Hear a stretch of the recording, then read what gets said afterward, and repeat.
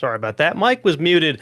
Good morning, good afternoon, or good evening from wherever you hail from. I'm Nate, and I'm here to tell you all about our latest release of Red Hat Enterprise Linux. So you may have seen the announcements earlier today, but if you haven't, they are linked in the description of today's video, today's live stream.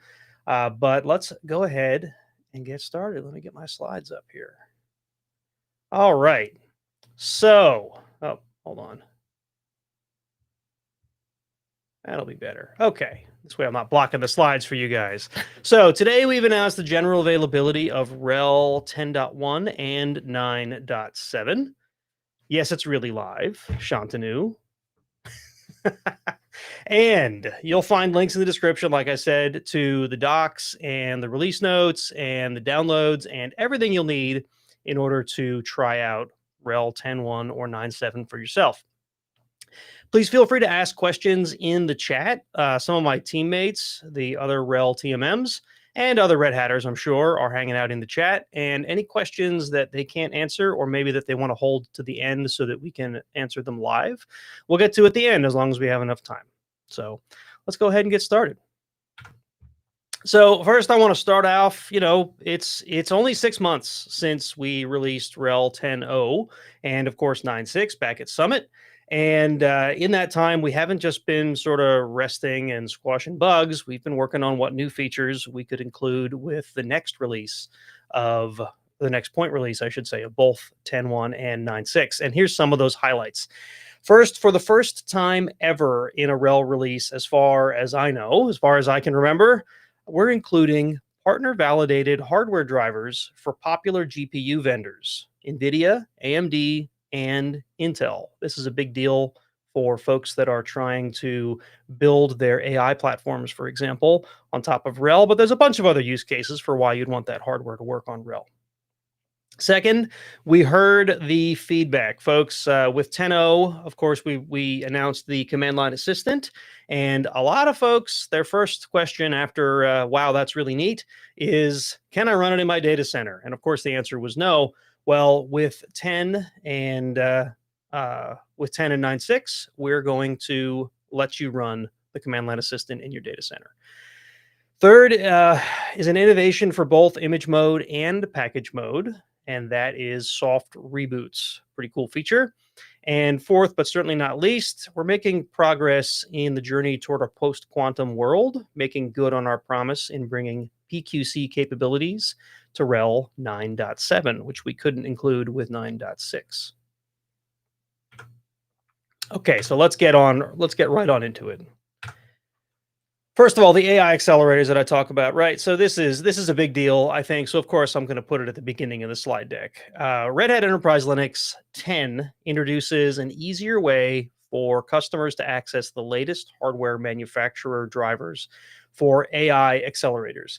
These drivers are validated by manufacturers for specific RHEL versions and readily available in the RHEL extensions or supplementary repositories. I keep having trouble saying that word, folks.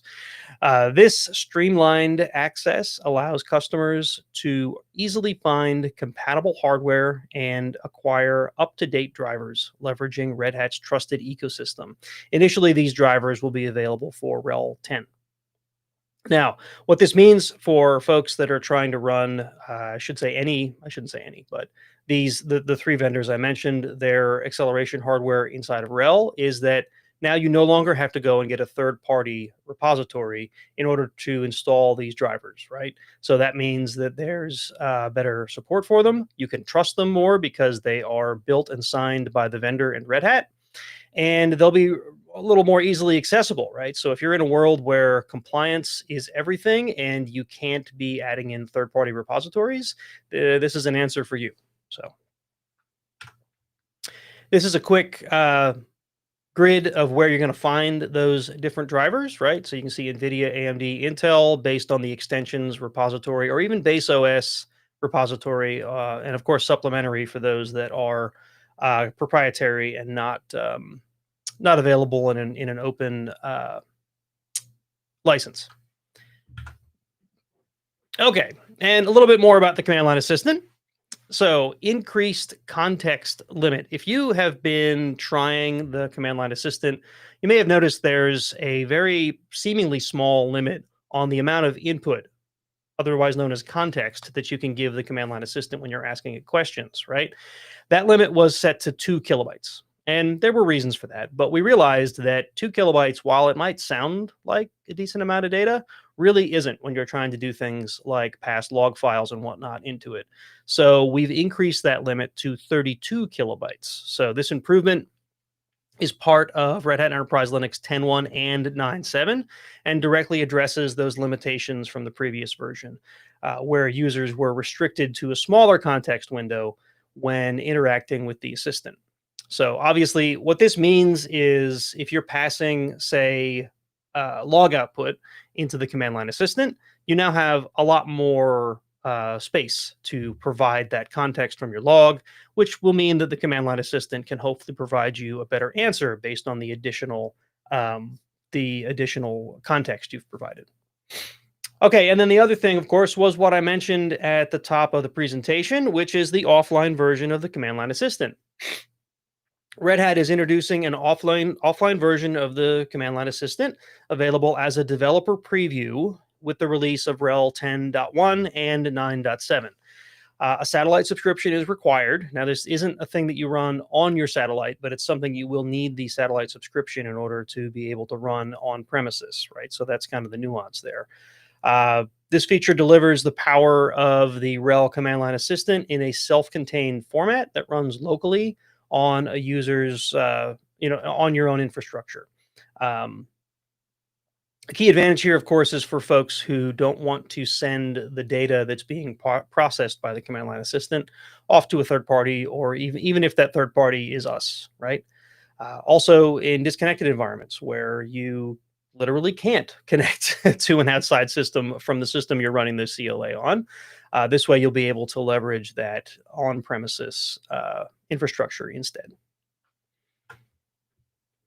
We have a number of improvements to the tool sets and runtimes available for developers, right? You can see them on the slide here. I'm not going to delve deeply into each one, but you can see there's the Go toolset, LLVM toolset, Rust toolkit, GCC, the .NET 10.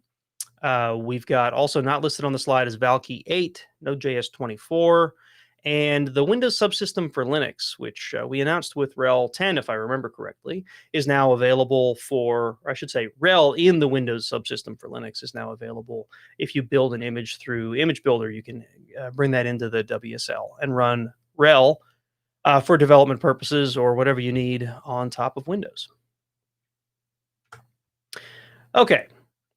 This is also another attractive offering that seemed to fit with the developer theme, right? The Red Hat Enterprise Linux for Business Developers entitlement or subscription. What this offers is you're familiar with our other developer entitlements or developer subscriptions. We had the Developer for Individuals subscription, which has existed for several years now.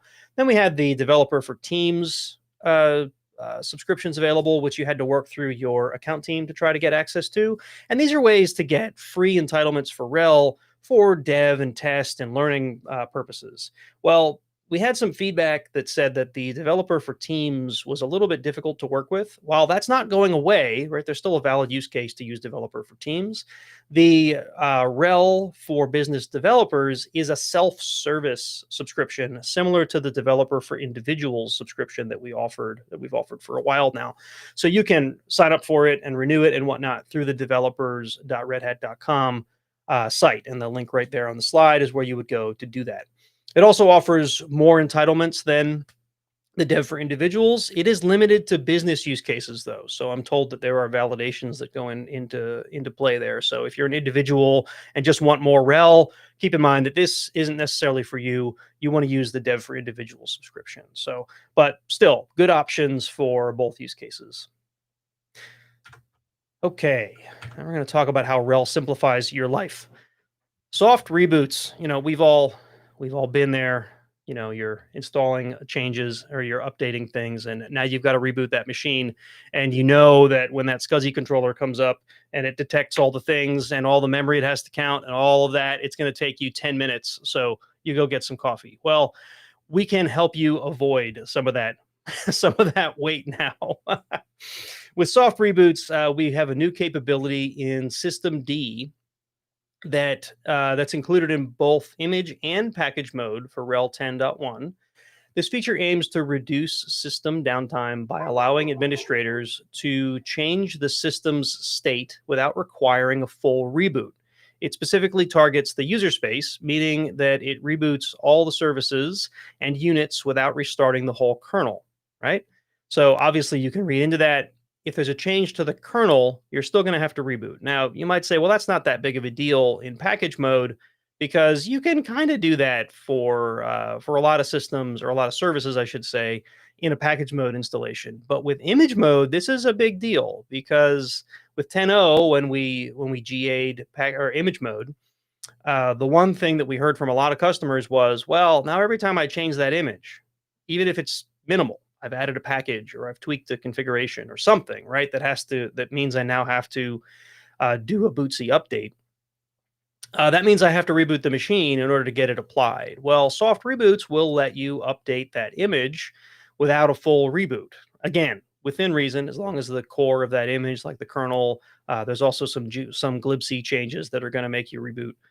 But this way, you can get away with a lot of those simpler changes without forcing a full reboot. And this should save folks a lot of time, make your maintenance windows a lot more stress-free. All right, and also in the container tools space, RHEL 9.7 and 10.1 now support reproducible builds through container tools.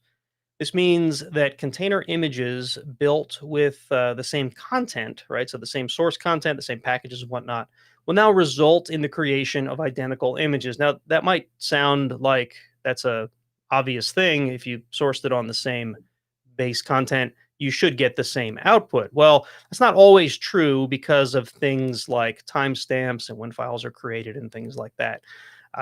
So you could end up building two images from the same source materials, and they end up slightly different. They have a different hash, or they have a different whatever, right? Which makes them effectively different when you're doing things like validating an image for use in compliance use cases, which can be kind of a headache for folks that had to deal with those things. So this feature should help with that, or I should say will help with that. And now you can make reproducible builds also with image mode, right? So this is both for packages or for applications that are built in containers, and for image mode images that you're putting inside of, or that you're running in your image mode environment. Okay, also in the sort of deployment theme here, we've got RHEL 10.1 introduces a new command line interface for its image builder as tech preview. This new CLI aims to significantly enhance the user experience by simplifying the process of creating custom RHEL images. Key improvements include an easier installation and setup of the build environment. It eliminates the need for that continuously running service that Image Builder has required in the past when you're running it directly on RHEL. And this design makes Image Builder more container friendly and better suited for integration into those CI/CD pipelines, so you can streamline the automated image creation workflows.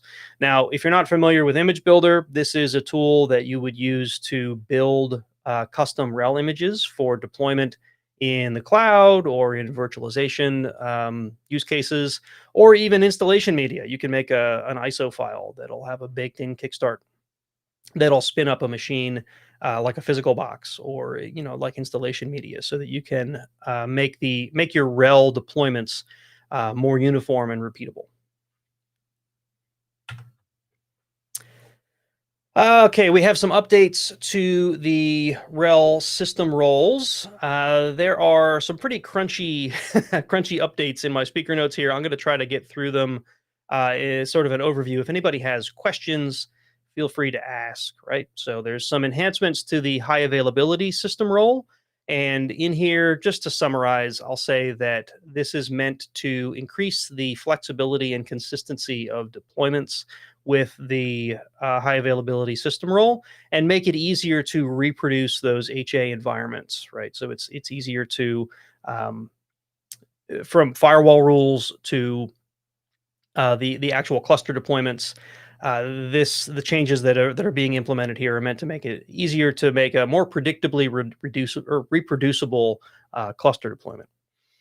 Enhancements to the journal D system role. This is mainly around things like retention and how logs are retained. The one that stands out to me the most is you can now, through the system role, set a retention policy that specifies an age instead of just size. So in a compliance environment, this is important because if you say you're going to keep, say, 14 days of log files on your system, and because those systems were for some reason larger than you expected and you only kept 10 because that's what you told the system role to keep, the size wise. Now you could be in trouble if all of a sudden someone comes asking for those log files and they're not there because they were just too large. Well, now you can say, no, it has to be 14 days. I don't care how much space 14 days takes up. So that'll help out for folks that are in that sort of an environment. The metric system role is getting some improvements to the performance copilot metrics daemon or PMDAs for Podman. So this will make it easier to monitor Podman performance through Performance Copilot.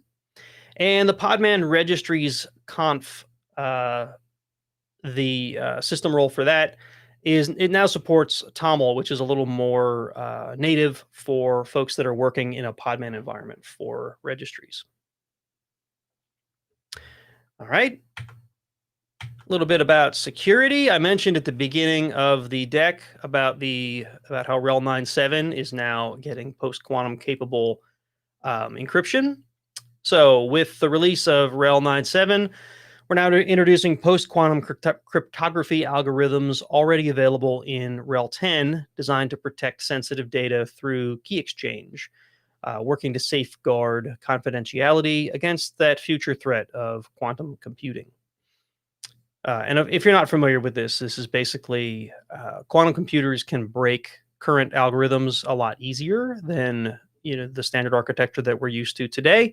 It's not as big of a problem yet because quantum computing is very expensive and very difficult for the average attacker to get their hands on. So we're trying to prepare in advance by getting these quantum ready or quantum capable algorithms deployed with RHEL 10 and now also with RHEL 9. So keep that in mind as you're deploying things. You can enable the post-quantum algorithms using the system-wide crypto policy configuration tool. And in the quantum thread here, we've got RHEL 10.1 enhances the post-quantum cryptography support for TLS, which is crucial for securing, data in flight, right? So if you're familiar with how, data transfers between machines, obviously over a network wire, it's a lot easier to capture that data and sniff that data, which is why we use things like SSL/TLS encryption to make sure that the data that's on the wire is pretty much garbled and can't be read. And then, of course, there's a key exchange that makes all that decryptable. Well, again, same problem as with other algorithms.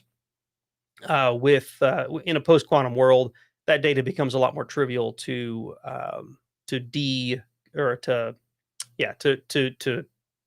get through the cipher, right? To decrypt. That's the word I'm looking for. Sorry about that. So we're introducing algorithms that will help you with your TLS traffic as well as others, right? So as these things are getting ratified or considered to be accepted as standards, they're getting added into RHEL. Okay, ACME, or Automatic Certificate Management Environment. This is a new feature that we're supporting within IDM so that you can use ACME to automatically renew certificates within your your corporate environment, right? So you can use IDM as a certificate authority for these certificates and use ACME to renew them in a more automated fashion. This is relevant because, if you haven't heard already, the certificate authority slash browser forum has elected to amend the TLS baseline requirements, shortening the maximum life of a certificate to as little as 47 days. Could you imagine renewing your certificates every 47 days? This isn't happening immediately. Obviously, they're giving us time, giving the world time to acclimate to this by shortening the maximum lifetime of certificates over the next several years. But by 2029, that 47 days is expected to be the maximum length of a certificate, right? So you can tell that automatic certificate renewals are going to be a lot more prominent in the world to come. So this is one of those features that will help you in that in the future. Okay, OpenTelemetry. The OpenTelemetry collector is part of our RHEL 9 and 10 cloud images already, and it now includes support for TPM or Trusted Platform modules on AWS, Microsoft Azure, and Google Cloud Platform.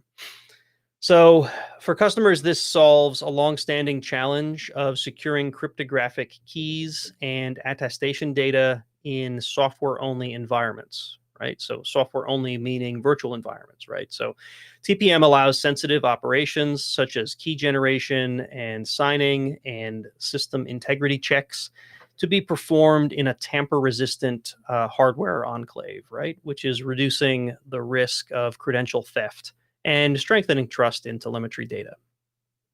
In cloud virtual machine deployments, virtualized TPMs, or VTPM for short, enables secure identity attestation, encryption, key sealing, and compliance with strict security standards, which is critical for regulated workloads or multi-tenant environments.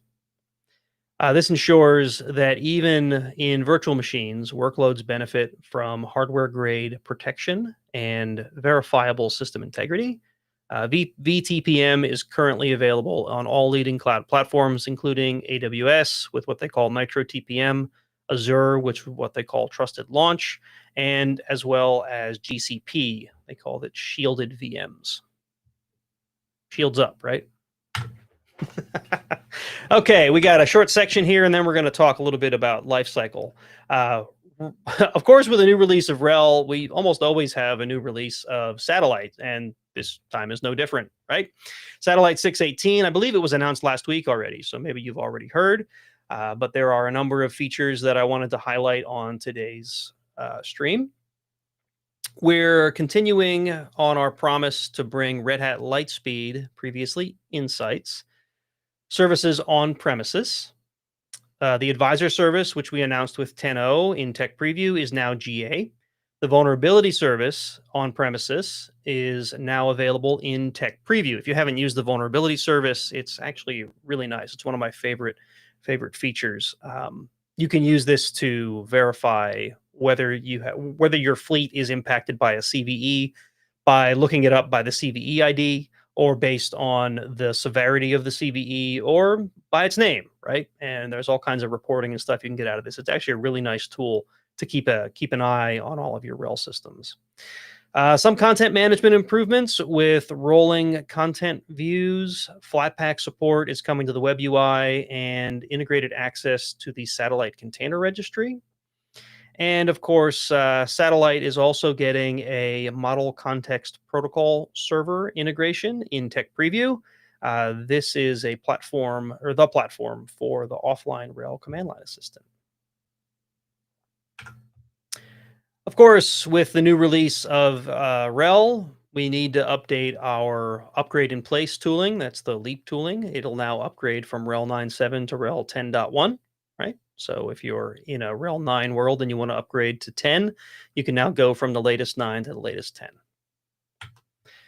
Okay, let's talk a little bit about lifecycle so that you all know where you sit on the spectrum of supportability for your RHEL estate. Of course, RHEL 7, that's still out there. It's in its extended lifecycle phase. If you're there, you're probably paying for extended support. If you're not getting updates, and that could be a bad place to be. So I would recommend looking into getting to at least RHEL 8, but probably RHEL 9 at this point. Maybe you want to skip from 7 to 9. Not really an in-place option to get from 7 to 9 unless you do that staged approach where you go from 7 to 8 to 9. But at any rate, you could do a migration to get yourself up to 9. I'd recommend getting to the latest platform as soon as you can. Okay, so that's where RHEL 7 sits. For RHEL 8, RHEL 9, and RHEL 10, you can see on this bar that we're sticking to that promise of a 3-year life cycle, or I shouldn't say life cycle, 3-year release cycle. It's got a 10-year life cycle for all 3 of these releases. So you can see RHEL 10, which is now only 6 months old, is in the 6-month range on the bar there. RHEL 9 is in the 3.5-year range, right? So you can see it right there, right after the 3 there, because we released it 3 years ago. And of course, RHEL 8 is up there in the 6.5-year range. So you can see that that's getting further into its maintenance support life, which of course is still a very viable platform to run your workloads on.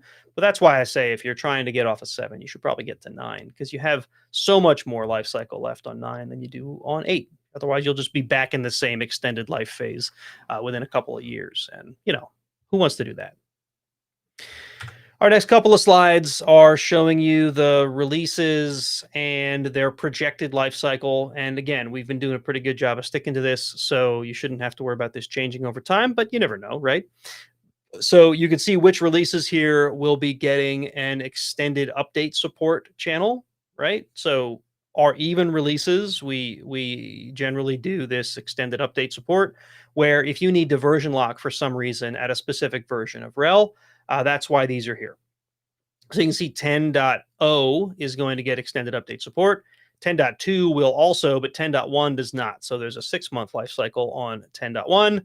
And 10.2, you can get, what is that, up to, is that 4 years? Yeah, 4 years for 10.2 when that comes out.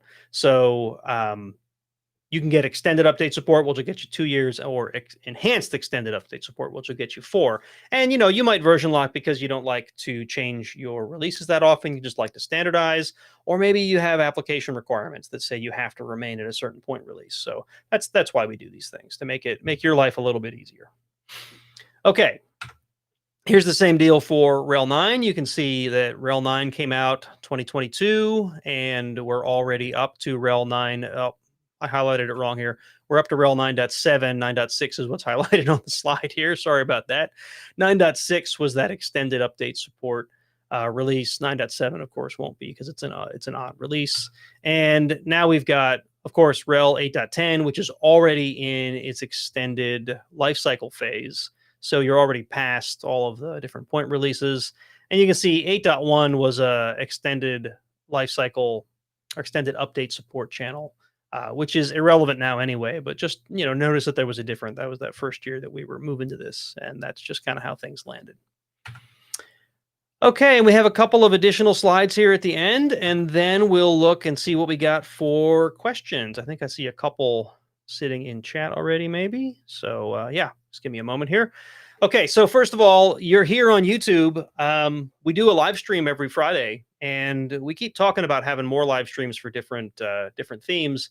But at the moment, if you tune in noon on Fridays, you can see me and Scott, sometimes Manager Scott, sometimes Techie Scott, talk about all of the RHEL stuff, where we actually give you real-world examples in the show into the terminal. So subscribe, and you'll be able to get notified when we go live, and then you can watch us fumble around in the terminal. Usually we're pretty good. There's not a lot of fumbling. Also, if you want to get hands-on with RHEL and you don't have an extensive home lab like many of us do, you can try our products live right at lab.redhat.com. These are online, free-to-use online labs where you can try out different features and learn how they work. They're guided as well. You can see there's instructions on the side there, so you're not just thrown into a terminal and expected to figure it out. We guide you through, and our team is actually responsible for a lot of these labs. So we like them, we curate them, and we want you to enjoy them. So if you're not already a Red Hat accelerator, but you are a Red Hat fan, I highly recommend you look into the program. This is our customer advocacy group. And if you like Red Hat and you want early access to things like this exact presentation, which I delivered to them days ago, then you should check out the accelerators. It's a really good, really cool program. I was an accelerator before I was a Red Hatter. There are a lot of technology-minded folks there. You get access to engineering teams, and you get to talk to product managers, and we get all kinds of access to cool presentations and whatnot, so you can see what's coming with our products before it gets here. And that is that for the presentation. Let me look in the questions here that my teammates have so kindly put together for me here. Okay, so EK Shunya asks, how do we make sure that the command line assistant commands do not harm a machine? Okay, so the answer, I guess it could be kind of multifaceted here. But first of all, so the command line assistant doesn't actually have the ability to directly execute commands on your machine. That, who knows, could change in the future. But at the moment, this is exactly how it works. It gives you advice, it gives you things to try. It does not directly change stuff on your machine. However, I will say that it is AI and it is trained on our knowledge base, but you should always review what you get back from any AI chatbot telling you to run things on your machine, especially if they're important production machines, right? So, how can you be sure it's not going to hurt your machine? Well, one is it won't do it automatically for you, and two is you should be reviewing it before you run it on the machine. Okay, our one of our frequent viewers here, Shantanu, asks about supported hardware. So we have we have supported hardware in our ecosystem catalog, and I hope that that somebody in the chat can provide the link. Otherwise, I can copy and paste it and throw it in. But that's on catalog.redhat.com. But realize that there are devices that hardware partners test and certified with a Red Hat program, and there are other pieces of hardware as well, right? But this is the list of hardware that's explicitly been tested with RHEL by the manufacturer. Okay, let's see here. Okay, Kat Luna asks about ACME support and Let's Encrypt. Let's see here. What other providers are supported? The Acme provider we use by default is IDM. And to be honest, I haven't dug deeper to see if you could use this for other providers, right? So what we're announcing is the interoperability between the Acme tooling and IDM. Let's see here. Oh, someone's asking about the accelerators program. So November 7624 asks, what's an accelerator and how do I become one? Let me switch back to that slide. So to become an accelerator, I think there's a URL on the page here. If not, I'm sure that JSCAR in the chat would get, oh, there it is, red.ht/accelerators. We'll bring it to a page where you can register. There's actually an interview process, right? So not just anybody gets to be an accelerator. You have to actually fit with the group. You have to be a technical person because what Red Hat gets out of the accelerators is we get feedback from you. And that means we want folks that are willing to think deep thoughts about our products and give us valuable feedback, right? But then, well, of course, what you get out of it is early access to a number of things and early insights into things as well. So hope that answers that. Let me get back to our Q&A slide there. So yeah, red.ht/accelerators. Okay. What do we got next here?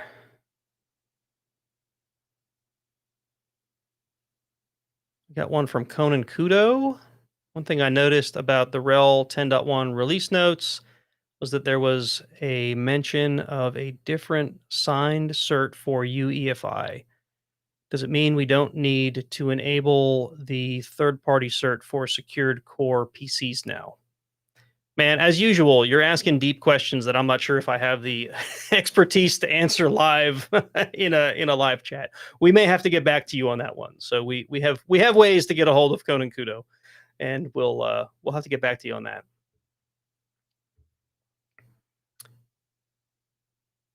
Let's see here.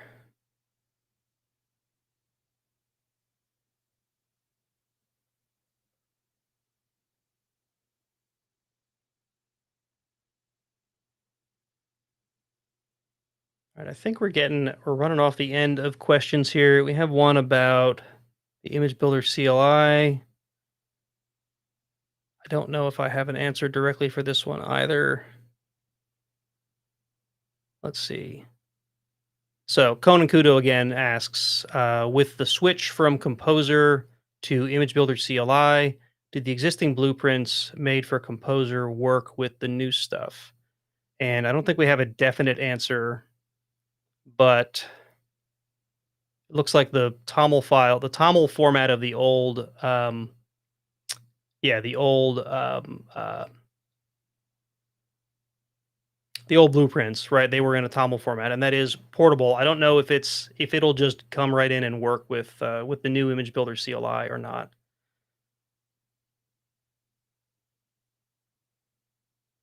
Okay, let's see here. I think that's all the questions that at least that have been curated for me. I think I've seen the chat going crazy, so I'm sure you've all been asking and getting a lot of answers for questions as well.